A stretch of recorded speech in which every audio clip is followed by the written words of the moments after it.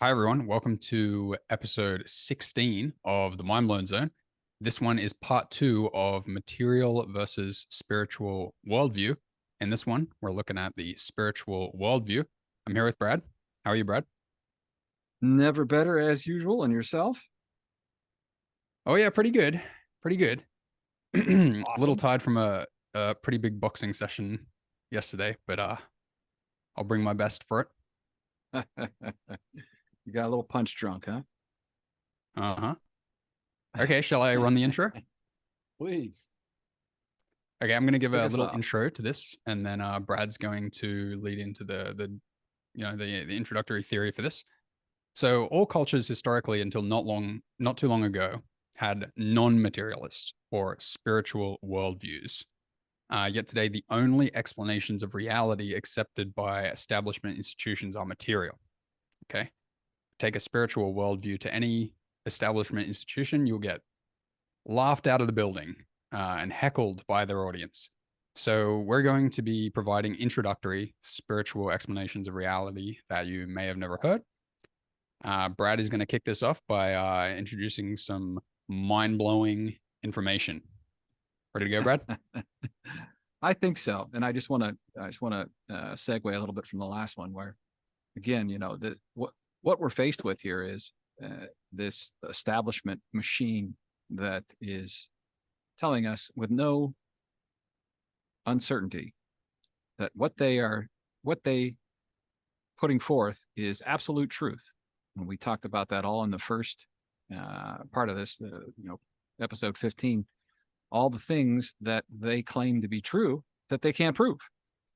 So it does boggle the mind a bit when some of these intellectual academics are presented with some theories or explanations of our reality that don't fit into their model. It's this hand waving, disdainful attitude towards those. And these types of explanations have really stood the test of time. And while they don't fit into the scientific paradigm per se, they're just as, if not more, rational than some of the explanations that we've gotten from academia, specifically in the last 150 years. And we'll dive into that a little bit here this afternoon or for this podcast, and hopefully offer up some alternative explanations that will give people something else to think about other than the mainstream establishment explanations. So what do you think, Matt? Does that bring us into the next part here? You have a comment there? I'd say it does. No, I'm with you. So what are we going to start with here? I guess the origins of the universe. So obviously the materialist explanation is the Big Bang. And Mhm. this is one of those things where nobody's ever going to know the true answer to this. And one of the problems when looking at this from a spiritual perspective is that when you get into the deeper, more esoteric spiritual teachings out there, the suggestion from all traditions that I've ever encountered is that time doesn't exist. So this idea that everything had to start at this point in linear time, already we're operating from potentially a false premise. And obviously our experience is that there's time and there's the past and the future and so forth. But this automatically changes how you look at things if in fact time is just a construct of the mind. So right there, you're getting this perspective that's a little bit different. So if there was no time and all time was now, right, the now moment, then there wouldn't necessarily be, we wouldn't have to explain everything started from this point. Is that making sense, Matt? Hmm. I mentioned that it's quite shocking for someone to, for the first time, hear an idea that time doesn't exist. Right, right. So that may sound radical again, but this idea that everything started at 13 billion years ago in this bang is entirely fallacious. That it's completely made up. Now, are there 13 billion years that we could reckon through various geological surveys and, other cosmological observations? Perhaps, perhaps, but that still doesn't change this idea that even though we know there was 2022 and 1992 and the year 1500 and on and on and on, even though we can ascribe time to these things, it doesn't take away from this idea that time doesn't really exist. So it's a big idea, but I just want to point that out, that this is something that is purely subjective, purely speculative in all ways. And they don't have any way of even beginning to truly measure this time frame. You can look at their how they derive their values and so forth, and you can see where they make enormous assumptions. And I see we've got Ichio Kaku in here, who's on record as saying we've our ideas are theories built upon theories built upon theories, to the 50 millionth power. And he does have that right when he says that in astrophysics. So what we have some other creation stories out there. Obviously, we'll start if I can just mention one second, Brad. It's interesting how you introduce time, the non-existence of time as the very first thing. And all, well, I don't know whether I want to say all, but like in general, science, right? Mathematics, equations, physics, etc. They're time dependent analytical models of reality, right? So it really is it's interesting how the line is drawn down the middle there between reality being time dependent and reality being not time dependent. Right. It's a big idea, and I just wanted to get it out there just for people to think about a little bit. Again, it's it goes into much deeper discussion and talks than we're going to do here today. But there are physicists out there who recognize this possibility. They speak about this frequently when they try to work out the idea. Have you ever heard of the notion of non-locality? And something so. Information moves faster than light. Have you heard these kind of ideas? Mm-hmm. Right. This is that they can't reckon it with time. Right. How does this? Right. How does this particle and that particle, across the world, know the same thing instantly? For example. Right. And so you start getting into this amorphous time thing. Right. It's impossible to move something that fast in their mind. So they do get into it, but it's certainly not accepted in the mainstream dogma. So right, I guess when they touch on that quantum entanglement, they're like, seems to move faster than time, like faster than the speed of light. How does science explain this? One of the unsolved mysteries. Right. So they're touching on the edge of this notion that time is a function of thought, but that's an even crazier idea, I realize. So we'll stick to the script here today. So I was going to dive into Christianity here. Of course, most people know the creation story. In the beginning was the Word, and the Word was with God, and God was the Word, and the Word, that part of it. And then you get into John, and I'll tie this to an amazing guy by the name of Walter Russell in a second. But and then God said, "Let there be light." And this is the creation from the opening in the Gospel of John, and similar to the opening in Genesis. So that's the creation story there, and this is the arguments you'll get between the creationists and the evolutionists and so forth. Is how everything came about, and the notion that the Christians are just completely off base is the academic position, but there seems to be some pretty good support from certain corners of the, shall we say, anti-scientism world that suggests that may not be as far off as the Christians believe. So while they can't explain it in any scientific way, obviously they stick to that creation story. So I also wanted to throw in here the Native Americans, that many different tribes in the North and South American region. When they talk, they had a story about the stars, right? So we look up, and these are supposed to be giant balls of burning helium and gases with iron cores, and they're, trillions of miles away, right? Hundreds and thousands of light years away. And this is the establishment materialism story. But the Native American story was that they called the stars that we see the path of souls. And it's basically a death journey where the soul working its way back to the source, the creator. And that's what we see in the stars and in the Milky Way. And I believe the star known as Deneb is the last final stop before, going back to source energy. Have you heard that one before, Matt? Well, only from you. Gotcha. So I have a lot of respect for the Native American shaman, and they were totally in tune with nature and definitely in tune with different dimensional awareness. And, it's a fascinating story how they describe this. So a little bit about what we see, and, the heavenly bodies might not be giant balls of burning gas, trillions of miles away after all. Interesting idea. Some people even suggest that they are angels, some of the closer ones, groups of angels. Anyway, some different ideas out there.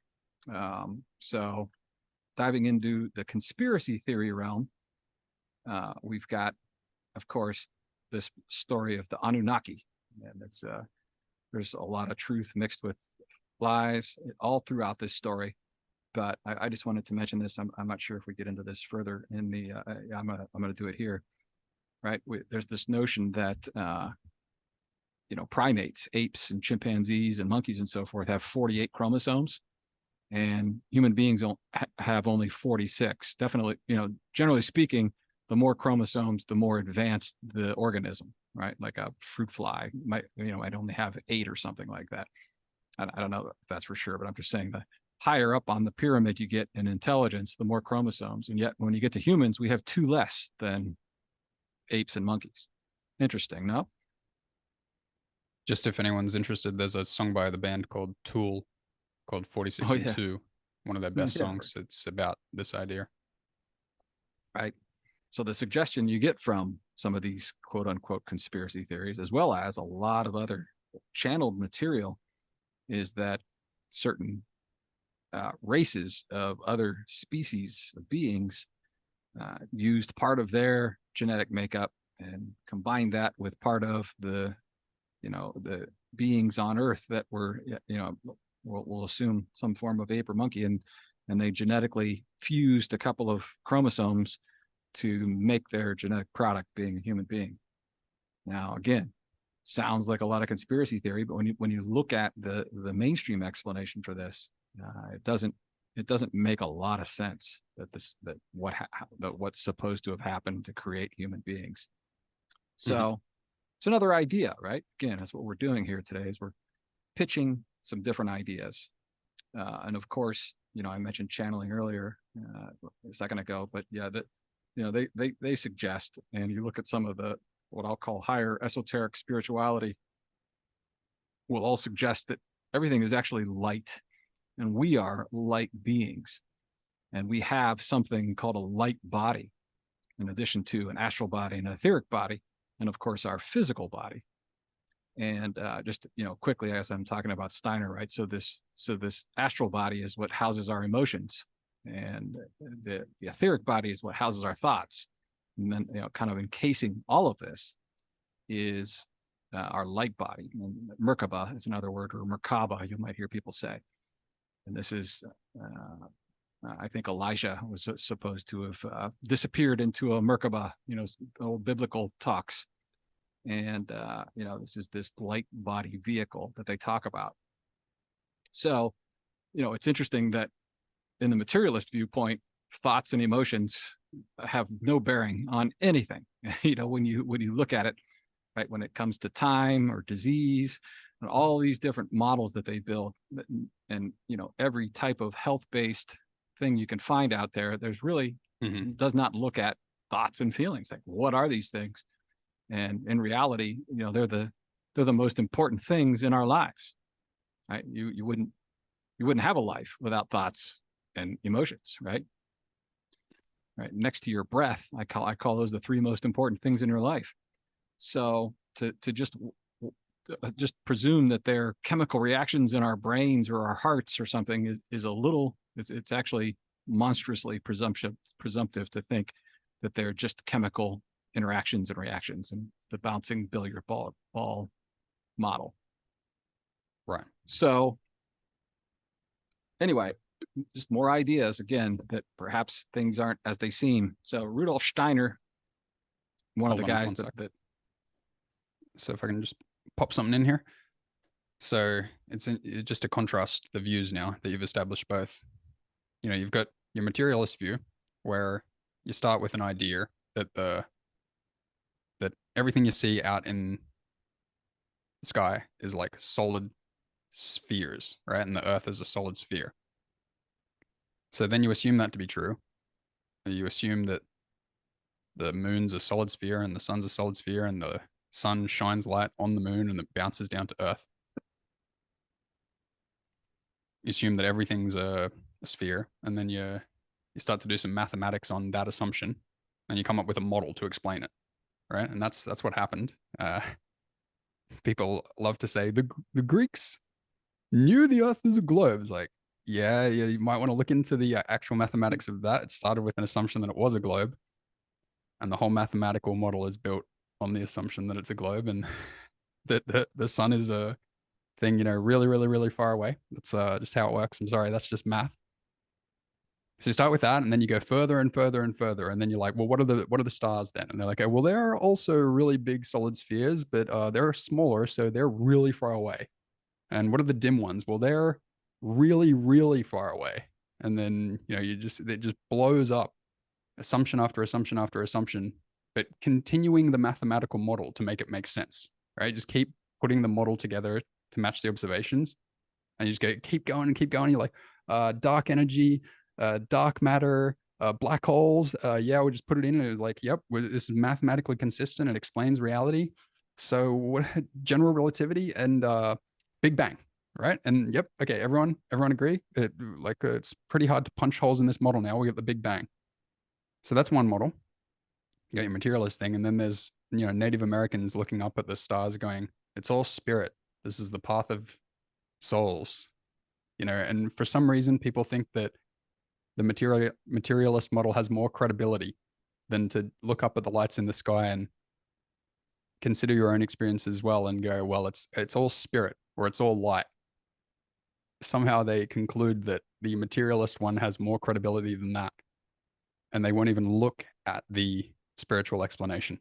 And we're not asking anyone to believe the spiritual explanation or anything like that. It's just listen to it and consider it. Just put it in your head and whirl it around and see what that gets you. Right.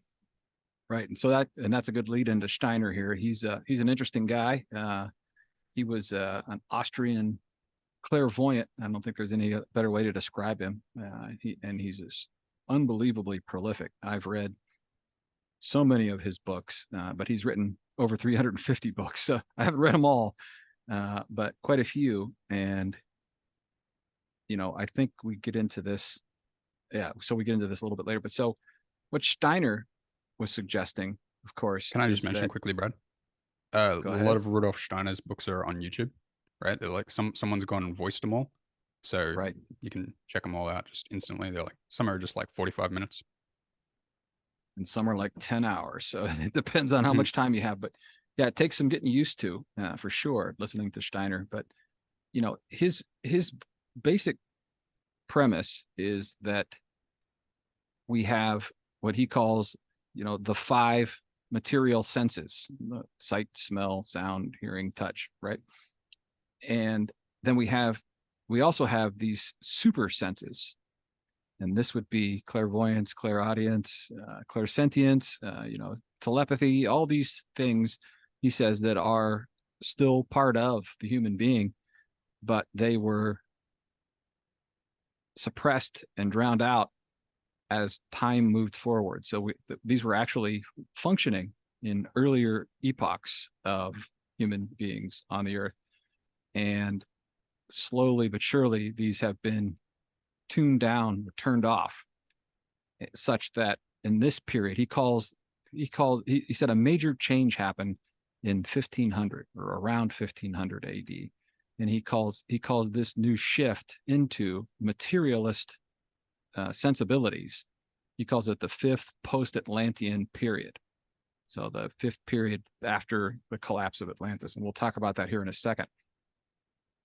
But that's what his teachings and what he was bringing people to is this slow process of not only responding to the five outer senses, but moving inward and developing what he called the super senses for the inner senses. And that was what his whole teaching was ultimately about, was getting back to being able to perceive in this way. And this is where the huge line is drawn between the materialist and the spiritualist, is that someone wholly focused outwardly, just the world outside of them as the only reality, cannot conceive of these internal super senses that Steiner talks about constantly in all his books. And herein lies the rub, right? It's the rejection. The materialist rejects anything that they can't see, touch, smell, or measure, right, outwardly. And for Steiner, Steiner would call this really the height of ignorance. So he calls this the industrial scientism ignorance is what he really calls it. And it was interesting that I saw. Go ahead. That's a brutal takedown. The industrialist scientism, whatever it was. It's ignorance. It's all it is. And the word industrial ignorance scientific ignorance right. Ignorance doesn't mean you're an idiot, right? It means you're ignoring something, right? That's right, built into the word. It doesn't mean you're stupid. It means you are ignoring something. And he and many thousands of others that I've studied suggest we are indeed ignoring something. And the teaching from Christianity is that the kingdom of heaven lies within you. And this idea that this is what's inside of us is where the truth lies, and what's outside of us is, in a sense, a deception. That runs through all the higher, esoteric spiritual teachings. So that's a brief rundown on Steiner. I'll talk about him quite often, and there are some things he said that I don't agree with, and he's also said some contradictory things in the past. So I'm not going to say, he's 100% right, believe everything he says, but he's pretty consistent throughout his 350 books, to say the least. So touch on all of those folks a little bit. Where do we go to next here, Matt? Origin of Humanity? I guess I was kind of already doing that, wasn't I? Yeah, I mean, go for that. And I'll just preface it with so in the first part we said, the perspective that time doesn't exist. But in this part, we're talking about time. So just to be clear, it's not a contradiction, right? It's just another perspective. That's all.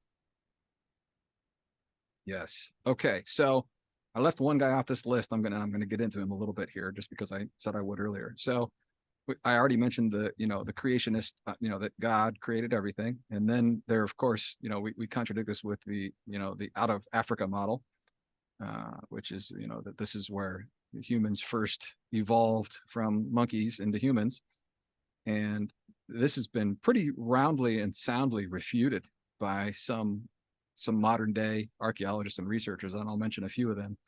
There's a guy named Michael Sarion, Tsarion. He's written a really fascinating book called The Irish Origins of Civilization.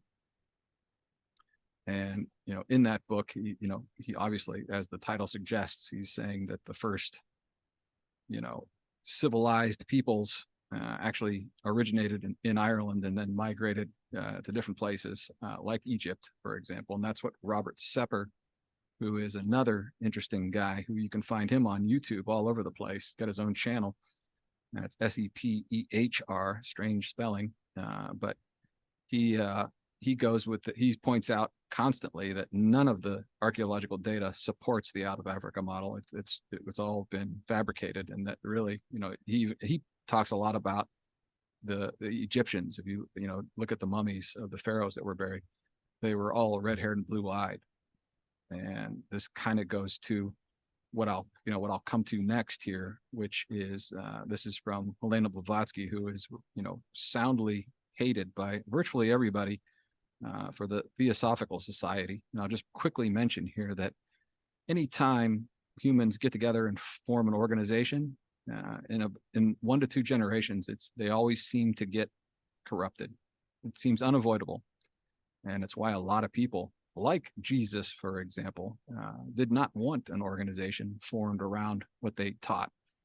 But unfortunately, Blavatsky and her followers did form an organization, and it took about 40 years for it to get fully corrupted. But nonetheless, she wrote, The Secret Doctrine, which was a fascinating book in the late 1870s, I believe, 80s perhaps. And she suggested that there are, so far, we've seen 5 root races. She talks about the hyperbeings, which are basically etheric beings. And so they were made out of light, in effect. They were not actual substance and material. And then this was followed by, and there's a lot of other authors that talk about this, what she called the Polarians. And the suggestion was that at the North Pole, it used to be habitable and comfortable for human beings to live in this region. And that was the second root race. And then the third root race, which is where Steiner comes in and really adds a lot of clarity to, are this Lemurian race, and they moved to other continents, further into the interior of the world. And as Steiner would say, that these beings were almost always focused inwardly. They were the first really, really material beings, and they were casually focused outwards. They didn't really, it was more like a game to them, as Steiner would describe it, right? It was like a playground, the earth. So it would be like us, living our lives, and then, you go and sit down and play a game of Scrabble or Monopoly or whatever. That was how they treated the outer reality.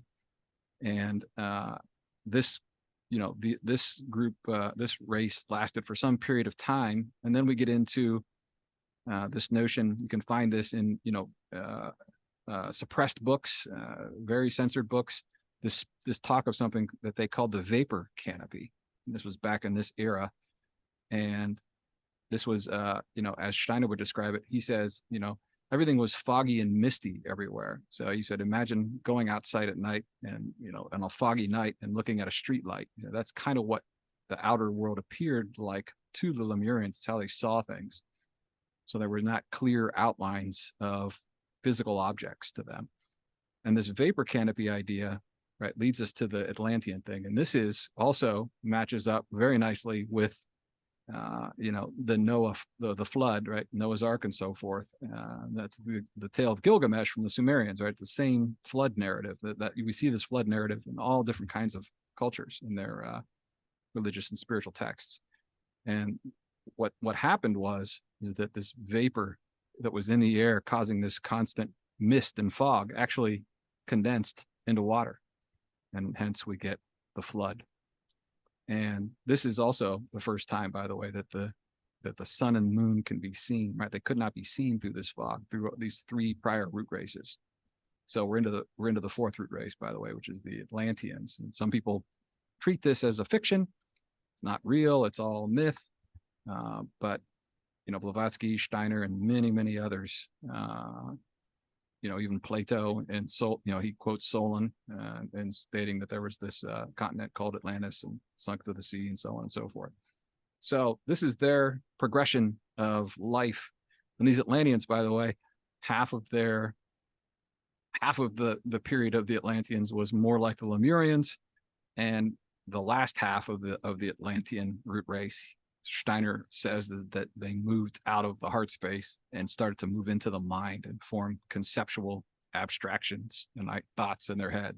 So that was the shift during the Atlantean period. And allegedly, they accomplished massive technology because of that they still had the spiritual connection plus the thinking, and eventually they destroyed themselves. So that's the idea. And so the next root race is the Aryans. So this is what we are. And just to be clear, that doesn't mean white. Aryans is everybody that's here now. So after the Atlanteans, we're all come from this Aryan template, if you will. And that's the root race that we're in now. And specifically, I mentioned earlier, the 5th post-Atlantean period is after this 1500, when human awareness shifted almost completely from inner to outer after this time. And so the perspective started to change dramatically. And this of course dovetails with the start of the age of conquest, age of exploration, right? Where the Europeans, the Spaniards, the Portuguese, the British start sailing around the world and conquering lands and so forth. So interesting timing there. But in short, a major shift in the way we interact with the world is what happened. Right. So to summarize that, like what I pick up mostly is that the spiritual explanation of, let's say, evolution is more of a devolution. It's more, well, you could say that, but like kind of a reverse in some way, in that we started off as purely spiritual beings and then became more material, more sense oriented, more external oriented, more solid, more dense, right? And it's just Right. interesting to consider that we may have come that way. And it's again funny how the evolution explanation has so much credibility and just holds so much in people's minds, despite people who are kind of getting a feel for the spiritual stuff throwing so much shade and doubt on this evolution. But the evolution believers are just like, they just laugh at these spiritual ideas and say that is so stupid. You must be Right. so stupid to believe that or even consider it. But I think that soon enough the whole world is just going to at least consider this, and Yeah, maybe the truth lies we're somewhere in the middle. we're working our way back right now. So I think we reached the height of Idiocracy, which is a great movie by Mike Judge. If you haven't seen it, by the way, I think we've reached near the height of it, probably at the start of COVID. Mm-hmm. And I think we're working our way out of it right now. I think we're 3 years off the peak because COVID was peak Idiocracy, in my opinion. Right. So, but yeah, so now let's, speaking of that, we'll say we're 99% focused outwardly, and any suggestion that you focused inwardly has become, it's almost asinine that you would consider doing that, right? Why would you do that when the world is material, we're material beings, and materialism is the answer, and you're only, the god of today is to make money, right? To be successful in the outer reality. And Right. with almost everybody pointed in that direction, it seems absurd to think something else might be more important. And Right. I Right. heard a Right. guy explain the other day, I thought I'd add this in here, is that, the more technology we make for ourselves, it's because of our lack of spiritual awareness. Yeah, Mm-hmm. I made a comment that some of the channeled beings out there laugh at us that we need all this technology, right? These phones and cars and airplanes, and they suggest that if we were, properly reoriented to the inward, then we don't need any of this stuff. So Mm-hmm. interesting idea that they throw out there, that we're losing our way with more tech. And if you look at some of the people who point at the cabal, the people that are making life difficult for us these days, they call them the technocrats, right? And for them, they just pushing for more and more technology, more, just more and more surveillance, more and more, computer equipment and electronics, to keep everybody contained in their material reality. So, Right. If I can add, like, I find that you look out at society, there seems to be some sort of like hierarchy, right? There's like, people go the elites, right? And the upper class, the middle class, and the lower class, or something like that. But I think everyone agrees in some way that there seems to be some sort of hierarchy in society. But I think that right at the top of that hierarchy is the people that are the most material, the most sense oriented, the most pragmatic people, the most right. manipulate reality physically to get physical outcome that I want to get.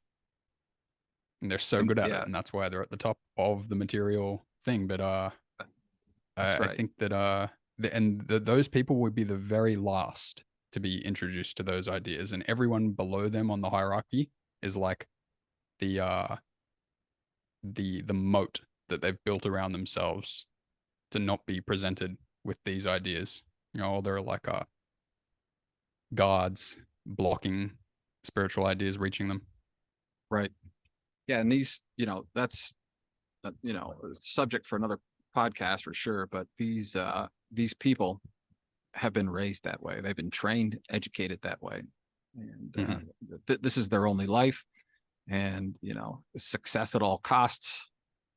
And climb to the top of the ladder, get the most toys you can get. That's the way they're trained and raised. So that's what creates this attitude.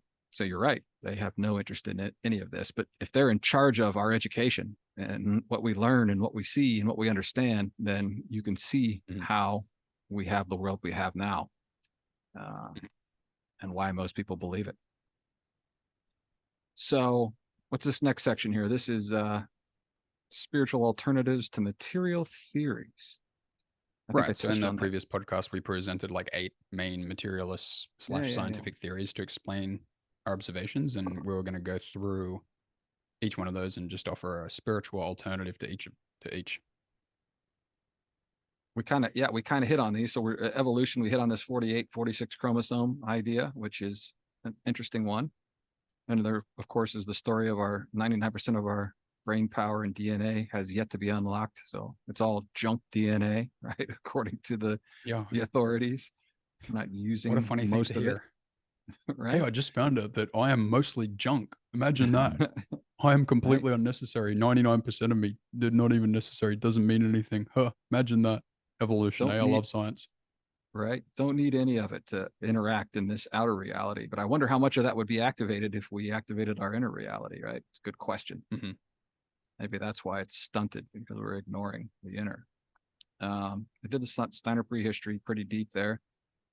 So yeah, you hit on it, Matt, with your comment, is that we haven't actually evolved. We've devolved from spiritual beings. And wanted to make this quick point. There are some other channel material that I've heard in the past that suggested that this evolution through the root races and from the inner to the outer, or that some of us wanted to make the game more real. This playground that started out, right? We knew it wasn't real back when we were Lemurian and the first half of the Atlantean, right? So there was no fear involved. And some of us wanted to play in the game, make it a little more realistic. So we had to forget a lot of these things that we knew from the spiritual realms. And some of us didn't want to play that. And so the ones that didn't want to play along stayed in and as the light body, or an angel would be another way to say that, light body being. And some of us wanted to drop deeper into the game, into the density, make it more realistic. That's you, me, and the other 8 billion of us running around right now.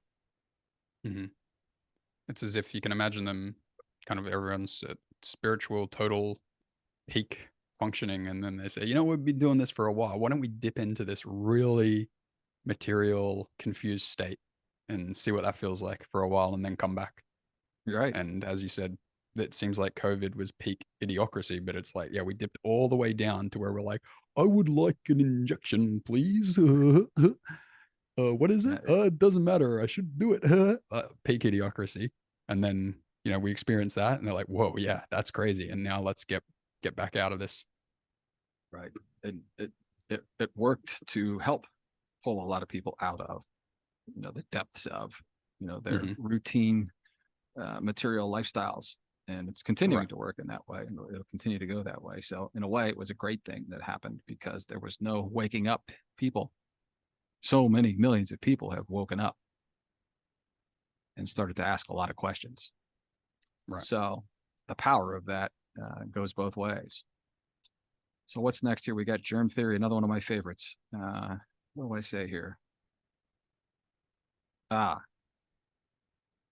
So did a previous podcast on viruses already, so everyone will have heard that. I haven't put it out quite yet, but it'll be out here soon. And it's on the mindblownzone.com. It's up. Good. So that's up. And episode 15 or 14. 14. Won't spend any time going through that, other than to say that there's no proof that viruses exist. And you can hear all about it in that episode. I'll do one on bacteria here soon, but from a number of different points of view, not able to satisfy Koch's postulates.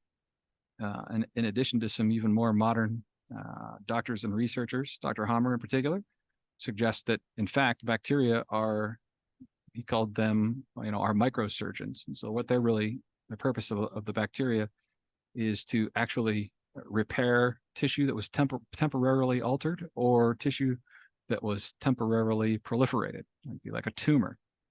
And so their job is to rebuild tissue and remove tissue. So the fact that they're at the scene of the crime, as it were, is what led people to believe they were the cause of the crime, right?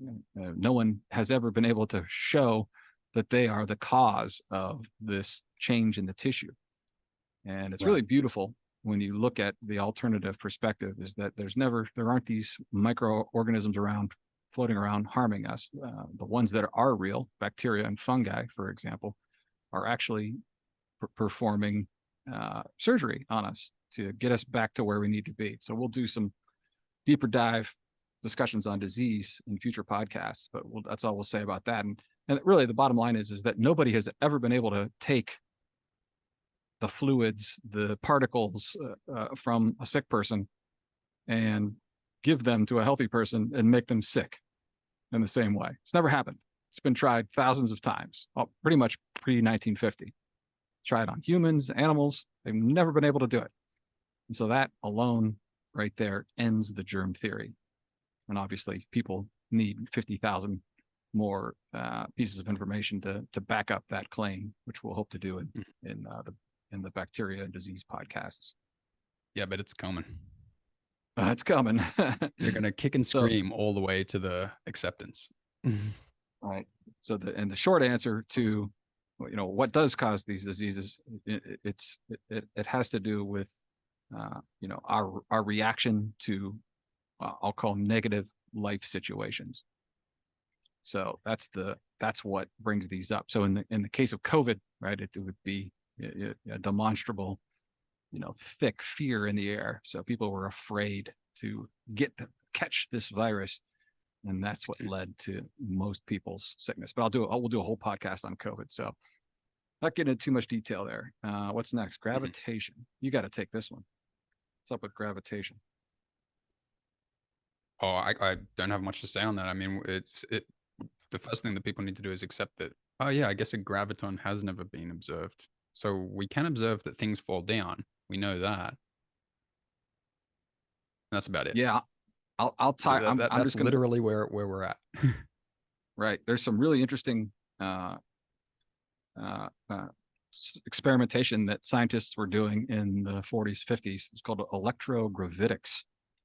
And it was shut down summarily, and the guys that were working on it weren't allowed to talk about it too much. And basically they were making stuff float or levitate, right? They're making things levitate in these controlled environments. And they were doing it by changing the electrical, regions above and below the object. And what a lot of the people today questioning or trying to explain what does cause this gravitational effect, they're saying it's electrostatic attraction. So it's this idea that the Earth has got the negative ionic charge, and the air, as you go up each meter, right, it goes up like 100 millivolts or whatever in ionic charge. And so things are attracted, everything's always trying to balance or discharge. Does that make sense? That if your charge is too positive, you want to get back to neutral. If your charge is too neutral, you want to get back up to neutral. And so that's what causes things to fall down. They're trying to get back down to where their balanced charge is. And for human beings, our charge is walking around on the ground, which if people have heard of grounding or earthing before, it's a real thing, and it does discharge you in such a way that you get back to this balanced electrical charge. So, and there's another neat idea, the Gaussian plate idea, that this would work and be very similar to these electrogravitics experiments, that if there in fact was a firmament, which a lot of people are suggesting there is, no proof of that yet, but there's some awfully compelling information about it. But if there was a plate above us, or a firmament and a plate below us, then this would cause this electrostatic situation to be as it is. So some interesting ideas, but nobody's got it nailed yet. But it has just as much validity as a 400-year-old theory of gravitons that have never been shown to exist.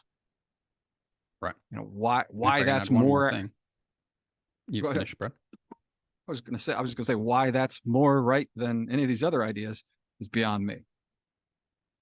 Right. And if you really, really think gravity,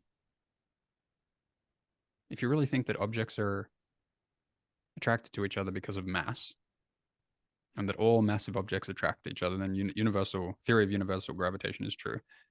Then go and create your own Cavendish experiment. Just do it. Like, just do it. The guy was able to do it in the 1700s in a barn, so you can do it. You live in the 21st century. You have all this amazing technology, so just go do it. Okay?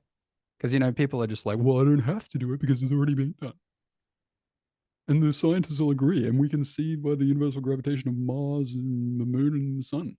Like, yeah, sure. Okay, well, okay, anyway, so go do that experiment, yeah? I don't have to do it. Why would I do it? I already know it. Just do it. Right? We're waiting on you to do it. It's actually fascinating how many modern day scientific truths, in quotes, rely on something that happened hundreds of years ago. Yeah, here's the proof, right? This thing we pulled off 200, 300 years ago. Here's all we need to know. This guy proved it. So no reason to reprove it. That's no reason to reprove it.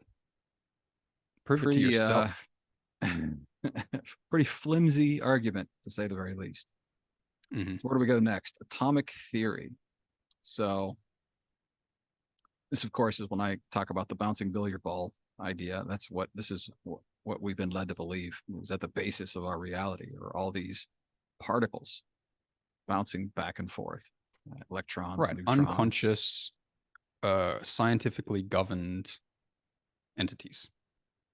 Right. Now, granted, but they have been able to make a useful model that they can do science with and make actual things, right? Combine chemicals and build objects and so forth, working from this model.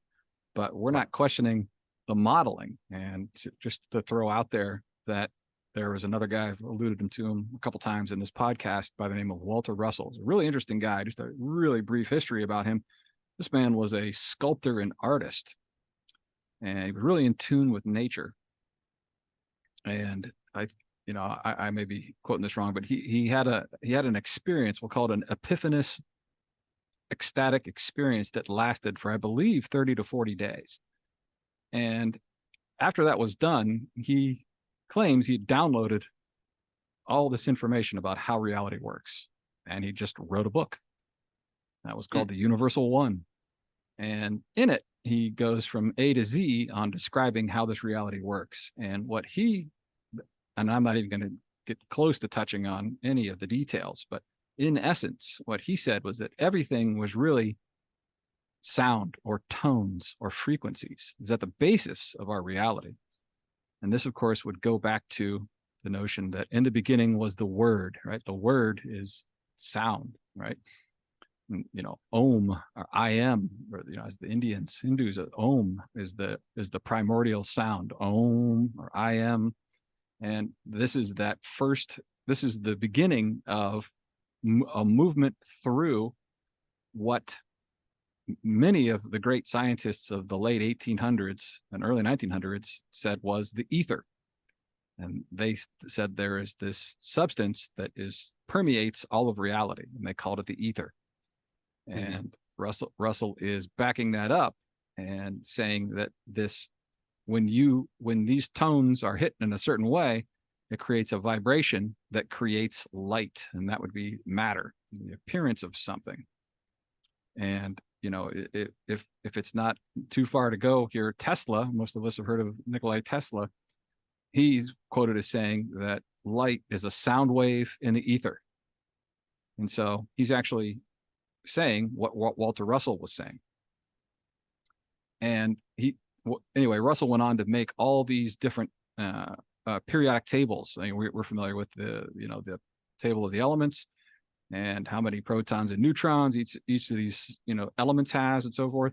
And what he was saying is that these are just tones, different tones, and so that they're always trying to harmonize one another. So you get the like the sodium and chloride, for example, NaCl, right? You put those two things together and you get salt, right? There's a perfect harmonious connection.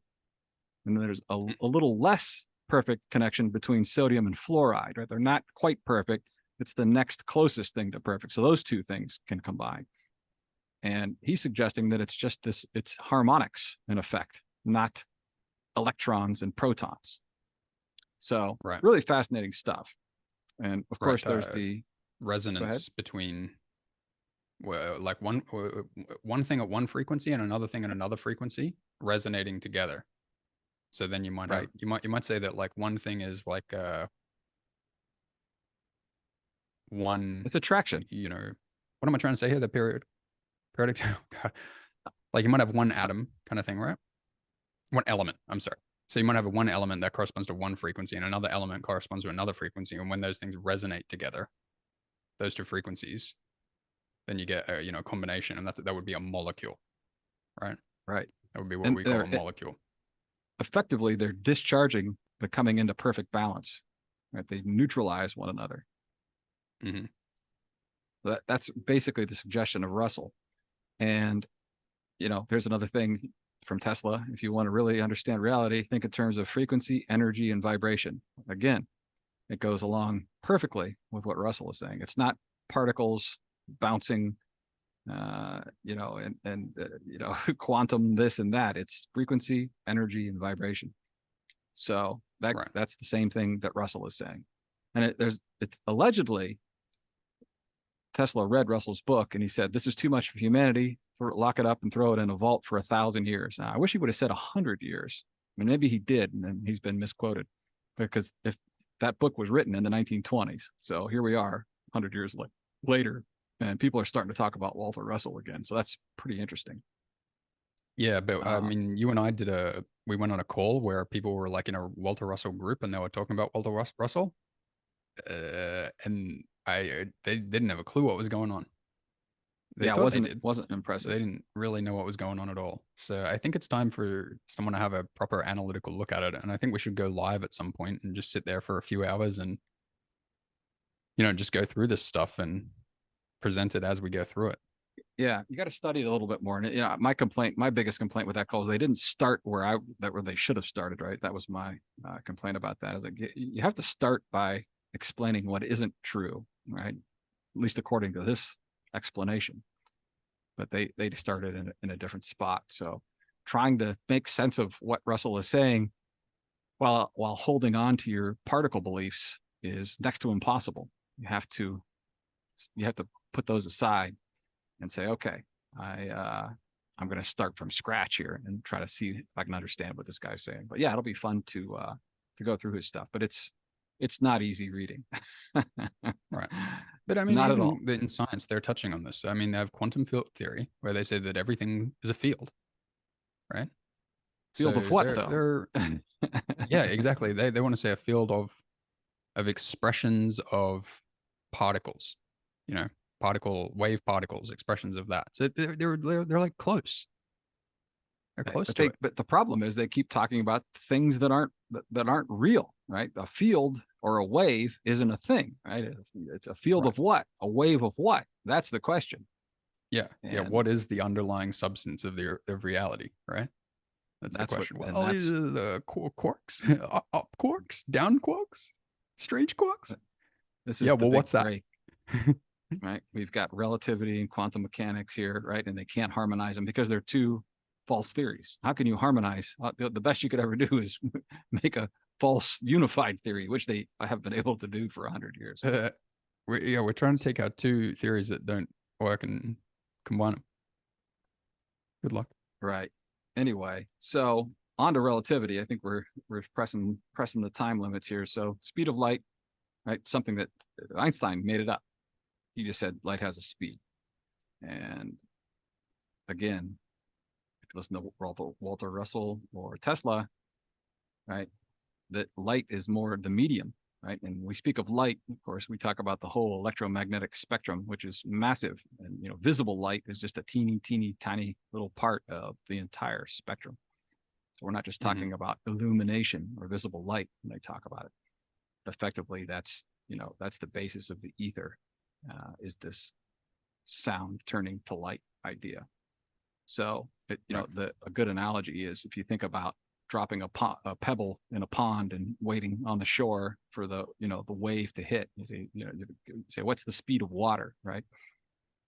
That question doesn't make any sense, right? What's the speed of water? You know, when the wave finally hits the shore, it doesn't have anything to do with the speed of water, right? It was just the medium was perturbed, and that's how long it took for the perturbation to make it to the shore of the pond. It's the same idea with light, that we're not seeing that illumination immediately is just the fact that the medium has not been you know, perturbed where your eyes are. Well, I think the spiritual explanation here for this general relativity and stuff, this is all about big massive objects in the sky, right? And it's all still based on the assumption from the very beginning that those things in the sky are big, massive objects, right? The whole model is built on that assumption from the beginning, right? So the alternate explanation is that the stuff you see in the sky is light or spirit. And there's some other explanation other than massiveness, Right.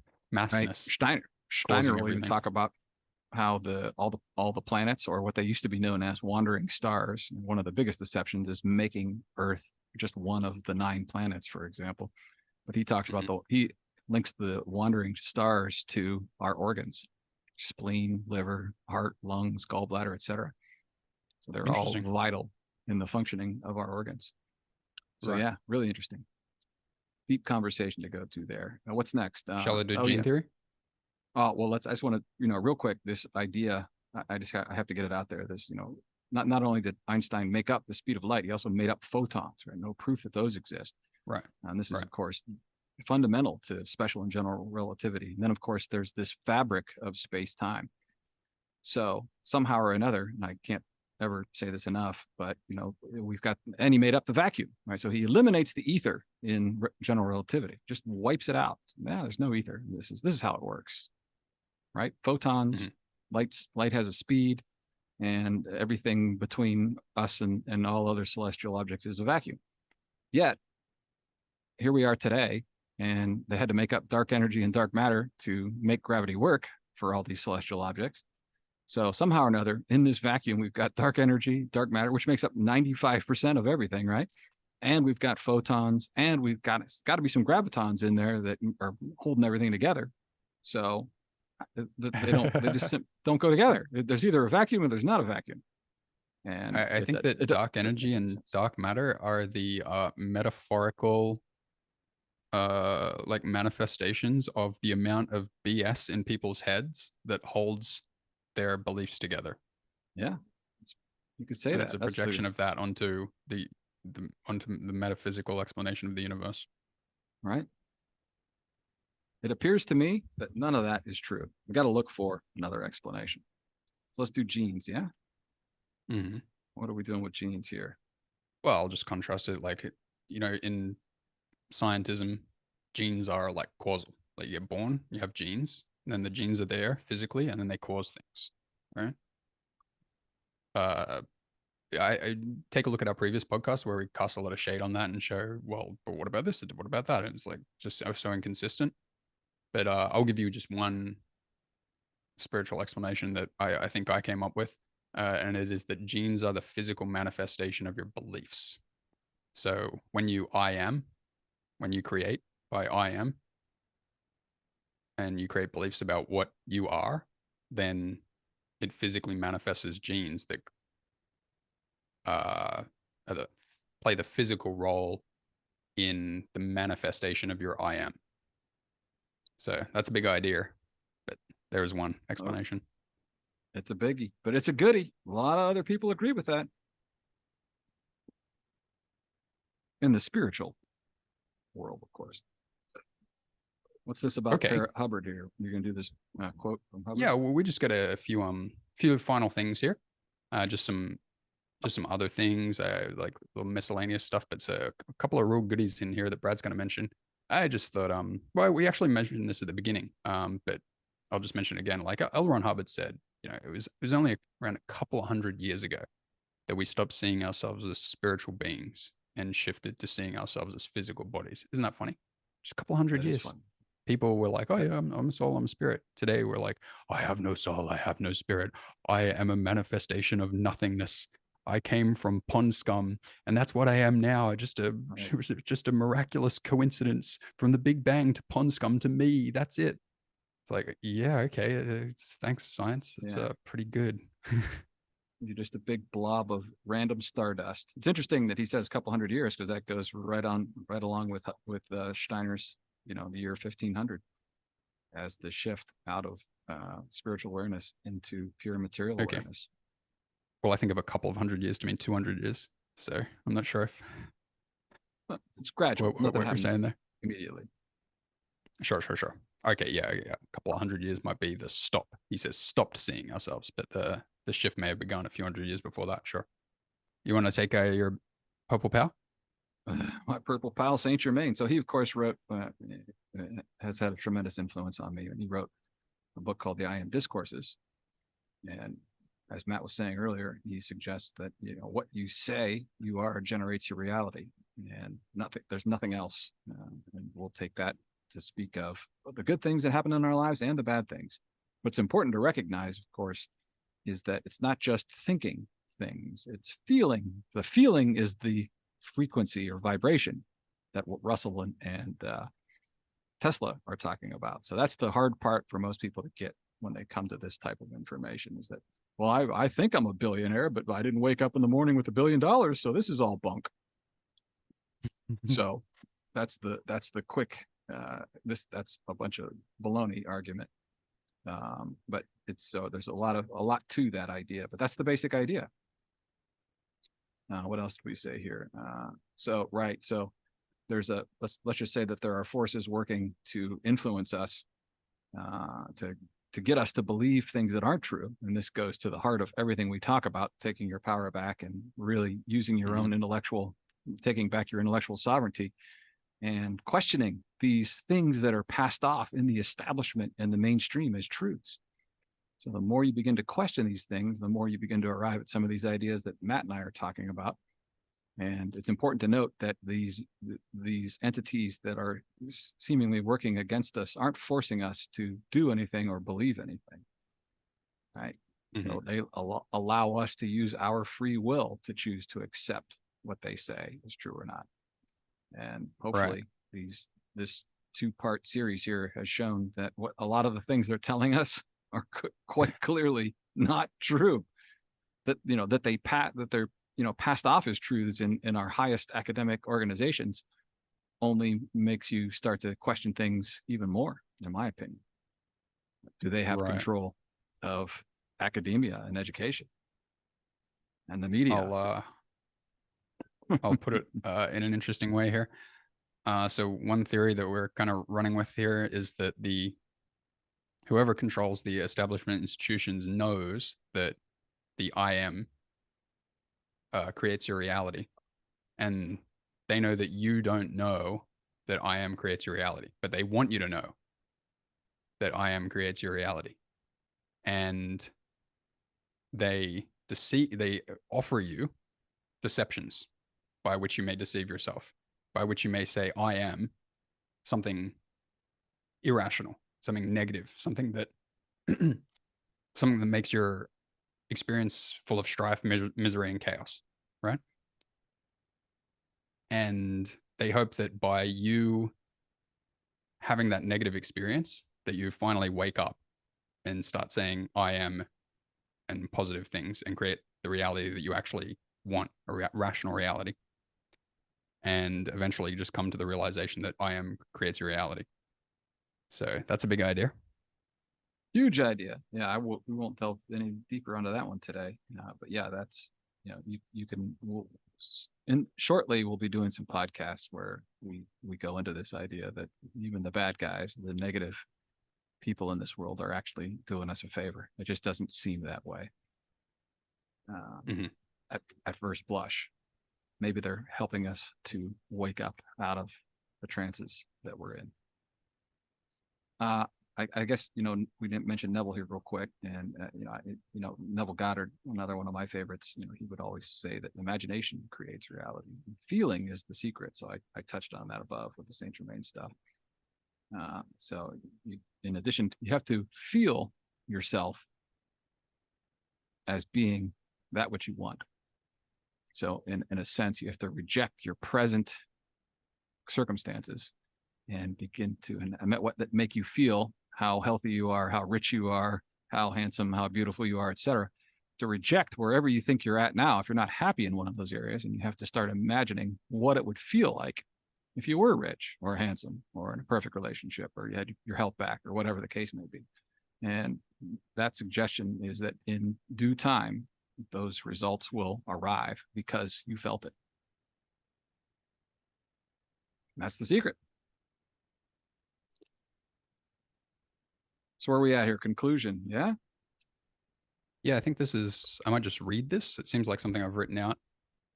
So I'll just read it out. It seems, okay, so we got, on one hand, mainstream materialist narrative stands almost wholly on a wide variety of theories and assumptions, right?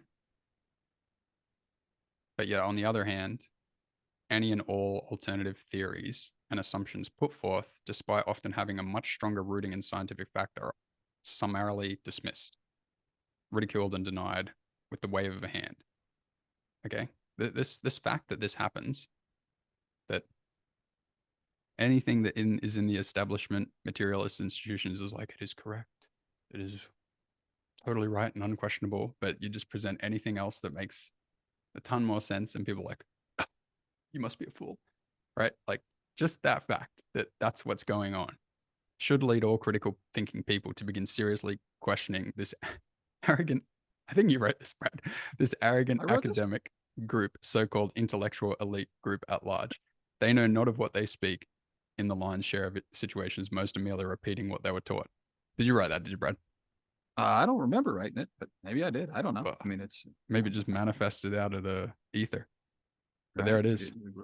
We put this together a couple of weeks ago. But yeah, it's, again, it's this attitude that's the most frustrating to encounter, that especially that certain intellectuals and academics won't admit the flaws in their theories, right? They just can't admit to them. And why that is, that's baffling to me. They can admit their flaws and still say we're going to stick with our flawed theories as the closest thing, closest way to describe reality. That's fine, but to not admit it, these flaws that we've pointed out, is to me, they're not even worth talking to any longer. There's nothing to debate. There's nothing to argue if they can't admit to it. And that's really where we're at, is this sense of superiority, this sense of high thinking, high, education, like the most educated are the most knowledgeable. And that just isn't the case.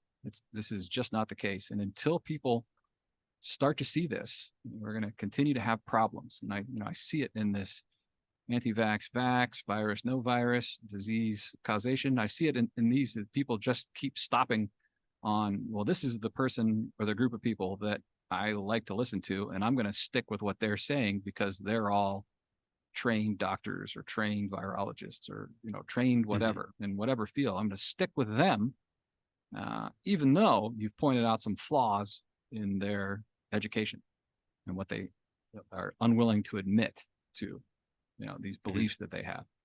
So that's kind of the goal of these two presentations, is that we are pretty heartily questioning our experts and authorities. Right. We don't need you to believe anything we say. We don't care at all. Like, not one bit. We're not here to impart some version and then you to believe our version. We want independent thinking to become the norm. That's all. That's all. Right. Just for people to go, you know what? Maybe maybe everything I think, maybe some of the things that I think are true, maybe they're not true. Maybe I'll go do my own independent, objective analysis and experiments to confirm whether they're true, instead of just ridiculing and dismissing with disdain people that suggest that maybe it's not true. That would be Right. lovely. Thank you. I, I bring this up a lot. I call it, this is my two-sided expert thing. And I would encourage people that are, really want to cling to their set of beliefs, material beliefs, is to go read, learn, listen to alternatives, right? Not to change your mind, but just to know what they're saying, because Right. these materialistic academic experts don't do that. they don't know what you're talking about. They just hear things that don't match up with their beliefs and immediately dismiss you.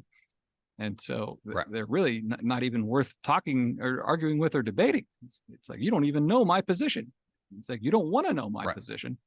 So where does that leave us? Because I know your position and my position. So I'm in a much better position to think through these things a little bit. So anyway, that's my Right. two-sided expert thing I bring up a lot. Worthwhile Yeah. understanding the opposing Because views. what they think is that they think that we don't agree with them because we don't understand science or something like that. Like, whoa, the challenging science. Oh, it's so difficult to understand. Calculus, man. Oh, it's just difficult. We can't understand it. We're like, they think we're these people who lack common sense and don't know science or something like that. It's like, bro, I understand everything you think. Like every single thing that you're thinking right now, I used to think all the same as that. And now I'm looking back at it and I'm trying to point at some of the things that I realized didn't make sense. But you're talking to me as if I don't know, as if I don't understand. I'm some simpleton. But Right. it's you that is the one-sided thing here. We understand both sides, and you only understand one side. And we're asking that you can please come and listen to what we're talking about, so that you can focus those perspectives on what you currently think and check independently what's right, given both sides of the argument. That's a good point you're making too, is that all of the higher education and jargon, right? All these fields and specialties have, right? It's really used as subterfuge. When you get deep into it, you dig into it. It's like, well, you don't have a PhD in ABC subject, so you can't even talk on my level. So I dismiss you. Mm-hmm. And you say, well, I've researched what you all claim. I know enough to know that there's some fallacious conclusions you've come to, and here they are. And they just, oh no, that's not. You don't understand, right? You don't have the credentials. So Mm-hmm. it's worth pointing that out. That it's used to hide things, right? Ken Wheeler makes the point often in his podcast that he does, that nature is simple. Go into, even though what he talks about is very confusing for most Mm-hmm. of us. He's like, if the model is complicated, something's wrong, because Mm-hmm. everything is really simple.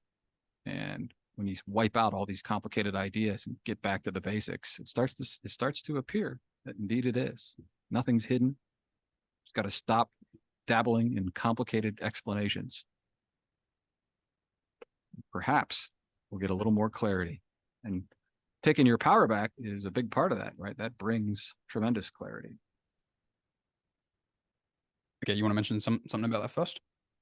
I was just hopping off to the next spot here, where we of course mention our course, Take Your Power Back. And I always like to say that it's not an intellectual, informational course so much as an experiential course that really opens you back up to yourself, and the one and only being in the universe that knows what's right for you and what's good for you is you, not experts and authorities out there trying to tell you what you should believe.